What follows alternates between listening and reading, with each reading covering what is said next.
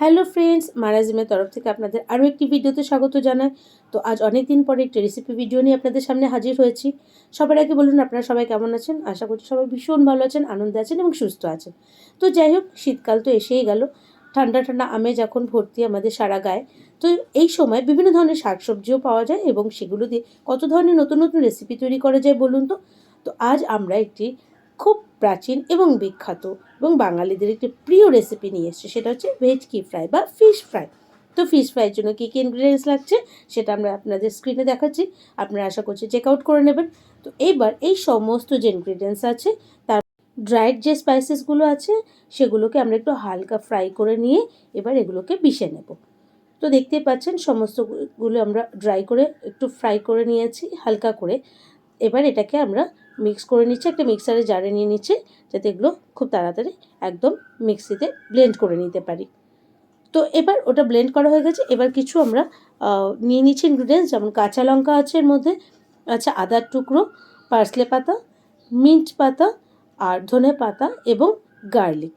এই সমস্ত কিছু নিয়ে আমরা কিন্তু এটাকেও ব্লেন্ড করে নেব খুব ভালো মতো। একদম ফাইন পেস্ট করতে হবে, ফাইন পেস্ট না হলে কিন্তু ভালো হবে না। তো সেই জন্য খুব ভালো করে আমরা এটাকে পেস্ট করে নেব। তো রেডি করে নিচ্ছি, আমরা গ্রাইন্ড করে নিচ্ছি পুরো ব্যাপারটাকে, তারপরে আবার ফেরত আসছি। আপনারা দেখতে থাকুন, আমাদের সাথে থাকুন। আশা করছি আপনাদের আজকের রেসিপি দারুণ লাগবে এবং অবশ্যই কিন্তু বাড়িতে ট্রাই করে আমাদের জানাবেন যে কেমন লাগলো আপনাদের এই ভেটকি রেসিপি বা ফিশ ফ্রাই রেসিপি। আমরা জানি যে কোনো বিয়ে বাড়ির পাতে বা অনুষ্ঠান বাড়ি, যে কোনো অনুষ্ঠান বাড়িতে সাধারণত ভেটকি ফ্রাইটা খুব মানে একটা একটা বেশ মেন ডিশ হিসাবে বা স্টার্টার হিসাবে থাকে। তো যাই হোক, দেখতেই পাচ্ছেন আমরা ফিশ আগে পরিষ্কার করে রেখে দিয়েছিলাম এবং লেবু মাখিয়ে রেখে দিয়েছিলাম যাতে থেকে কোনো স্মেল না বেরোয়। এপাশে যে ড্রাইড সিডসগুলো আছে বা মশলাগুলো আছে সেগুলো ফ্রাই করে গুঁড়ো করে নেওয়া হয়ে গেছিলো।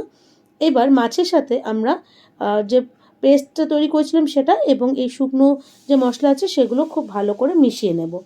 আগে আমরা যে পেস্টটা তৈরি করেছিলাম সেটা মাছে মেখে রেখেছিলাম, তা না হলে একটু সময় না দিলে পারে, ম্যারিনেট না করে রাখলে পারে হবে না। তো সেটা করে রেখেছিলাম। এইবার শুকনো যে মশলা যেটা গুঁড়ো করে নিচ্ছি সেটার মধ্যে মিক্স করে নিচ্ছি। খুব ভালো করে মিক্স করে নিতে হবে যেন প্রতিটা মাছের গায়ে সব মশলাগুলো লাগে, তা নাহলে কিন্তু টেস্টটা ভালো হবে না অবশ্যই। তো সেটা করে নিয়েছি, দেখতেই পাচ্ছেন এখানে সুন্দর করে। এবার আমরা এটাকে ফ্রাই করব। তো বন্ধুরা, আমরা এখন ভিডিওটা খুব সহজে দিতে পারছি না, তার কারণ আমার প্রত্যেকটা স্টুডেন্টের পরীক্ষা চলছে। তো এই জন্য আমি ভীষণভাবে দুঃখিত। আশা করছি খুব তাড়াতাড়ি কিন্তু আমরা আবার পুরনো ছন্দে ফেরত আসবো। তো যাই হোক, এখানে একটু গরম মশলার গুঁড়ো আমরা অ্যাড করে দিচ্ছি। আগে যে মশলাগুলো ছিল তার মধ্যে গরম মশলা ছিল না, শুধুমাত্র জাবিত্রি ছিল। তো সেই কারণে বাকি এলাচ, লবঙ্গ এবং দারচিনির গুঁড়ো করে আমরা এর মধ্যে এক্সট্রা একটু অ্যাড করে নিচ্ছি। অ্যাড করে নিয়ে তারপরে ফিশটা আমরা ফ্রাই করব। তো যেমনটা বলছিলাম, আমার স্টুডেন্টের পরীক্ষার জন্য আমি এখন খুব একটা অ্যাক্টিভ থাকতে পারছি না, তার জন্য ভীষণভাবে দুঃখিত। এবং আমরা খুব তাড়াতাড়ি ফেরত আসবো এবং আশা করব তখন আরও বেশি আপনাদের এন্টারটেন করতে পারবো।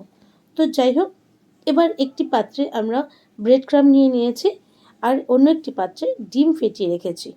এবার কি করতে হবে, প্রথমে মাছের টুকরোটা ডিমে যে লিকুইড করা হয়েছে সেটার মধ্যে ডিপ করে নিয়ে তারপরে ব্রেড ক্রাম্প ওপরে কিন্তু এটা কোটিং করতে হবে। এটা 2 টাইম করতে হবে, ডাবল কোটিং হবে। দেখতেই পাচ্ছেন, একবার ব্রেড ক্রাম্প দেওয়া হলো ডিমে ডিপ করে, আবার কিন্তু এটাকে ডিমের মধ্যে ডিপ করা হবে এবং আবার এটাকে ব্রেড ক্রাম্প দিয়ে এটা কোটিং করে দেওয়া হবে, তা নাহলে কিন্তু টেস্টটা সেভাবে এনহ্যান্স করবে না। তো যাই হোক, দেখছেন আরও একবার ডিপ করে নেওয়া হলো এবং ব্রেড ক্রাম্পে আরও একবার কোটিং করে নেওয়া হলো।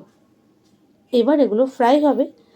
তেলটা আগে থেকে আমরা বসিয়ে দিয়েছিলাম, তেলটা গরম ছিল, একদম পুরো গরম হয়ে যাওয়ার পরে কিন্তু এটাকে হালকা করে আঁচে ভাজতে হবে, তা নাহলে কিন্তু বাইরেটা পুড়ে যাবে এবং ভেতরটা কিন্তু কাঁচা থেকে যাবে।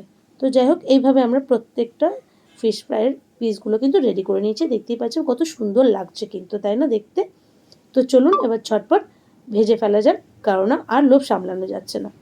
তো তেল গরম হয়ে গেছে আমাদের অলরেডি, তাই চলুন ঝটপট এবার ফিশ ফ্রাইটা রেডি করে ফেলি। দেখতে পাচ্ছেন ফিশ ফ্রাই চলছে। আঁচটা কিন্তু হালকা থেকে মাঝারিতে রাখবেন, তা নাহলে যেমনটা বললাম বাইরেটা পুড়ে যাবে, ভেতরটা কিন্তু সেভাবে ফ্রাই হবে না। তো প্রত্যেকটা পিস এরকমভাবে আমরা ফ্রাই করে নিয়েছিলাম। খুব বেশি একটা সময় লাগে না, কিন্তু হ্যাঁ, ম্যারিনেট করবার জন্য অন্ততপক্ষে আধ ঘন্টা রেখে দিলে পরে সেটা সবথেকে ভালো হয়, এবং তার থেকে বেশি সময় রাখতে পারলে আরও বেশি ভালো হবে, কারণ মাছের মধ্যে মশলাটা খুব ভালো মতো ঢুকে যাবে এবং টেস্টটা কিন্তু দারুণ হবে। আর ফিশ ফ্রাই কার না ভালো লাগে বলুন? আমার তো ভীষণ ভালো লাগে, স্পেশালি সেটা যদি ভেটকি ফ্রাই হয়। তো দারুণ হয়েছিল খেতে, সত্যি বলছি, ব্যাপক হয়েছিল। এবং আপনাদের বলবো অবশ্যই এটা কিন্তু তৈরি করবেন বাড়িতে। আর সবসময় কিন্তু চেষ্টা করবেন মাস্টার সসের সাথে এটাকে সবসময় প্লেটিং করতে, তাহলে আরও বেশি ভালো লাগবে। তো দেখুন কতটা মচমচে আর কতটা লোভনীয় হয়েছে খেতে, দেখতে পাচ্ছেন? দারুণ হয়েছিল। আমরা কিন্তু একটু পার্সলে পাতা, মিন্ট লিভস এগুলো একটু বেশি দিয়েছিলাম, তার কারণ মাছের খুব চড়া স্মেলটা আমি কিন্তু সহ্য করতে পারি না। তো আপনারা চাইলে কম বেশি মশলা করতেই পারেন। তো কেমন লাগলো আজকের রেসিপি জানাতে কিন্তু ভুলবেন না। আর এইভাবে আমাদের সাথে থাকবেন, সবসময় পাশে থাকবেন। আজকের জন্য আসি, আবার দেখা হবে অন্য কোনো রেসিপি বা অন্য কোনো ট্রাভেল ব্লগ নিয়ে। ততদিন সবাই ভালো থাকবেন, আনন্দে থাকবেন এবং খুব বেড়াবেন। টাটা।